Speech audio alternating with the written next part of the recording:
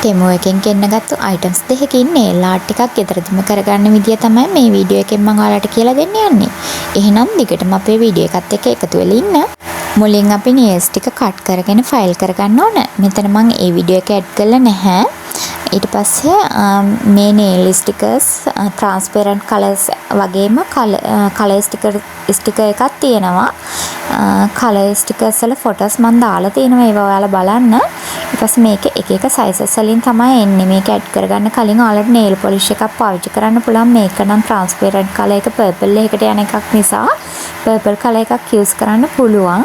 හැබැයි මම මෙතෙන්දී nail polish එකක් use කරන්නේ නැහැ. මගේ natural nail එකටම තමයි මම මේක ඇඩ් කරගන්නේ. ඊට පස්සේ මේක හොඳින් අලවගෙන අපිට විනාඩි 5ක් විතර UV light එකකට අල්ල ගන්න ඕන. මෙතෙන්දී අපිට ඕන වෙන ටෙමෝ එකෙන් ගත්ත මම අනිත් item එක තමයි මෙන්න මේ UV light එක.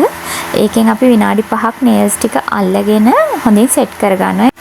ඊට පස්සේ අපිට නැවත මෙන්න මේ nail file එක පාවිච්චි කරලා nail ටික cut කරගෙන file කරගන්න පුළුවන්. ඊට පස්සේ ඔයාලට මෙන්න මේ වගේ ලස්සන nail art එකක් එනවා.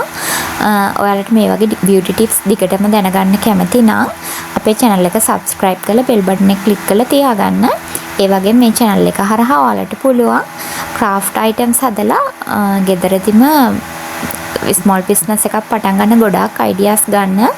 ඒ වගේම ඔයාලට මේ channel එකෙන් හරි Bright You කියන page එකෙන් හරි අපේ hair oil එක මිලදී ගන්නත් පුළුවන්.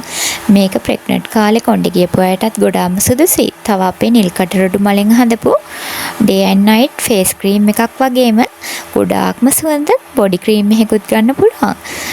නිල් කටරොඩු මලෙන්ම හදපු shampoo එකකුත් අපෙන් ඔයාලට මිලදී ගන්න පුළුවන්. මේ ඔක්කොම මම ඔයාලට මේ වීඩියෝ එකේ අවසානට එකතු කරලා තියෙනවා.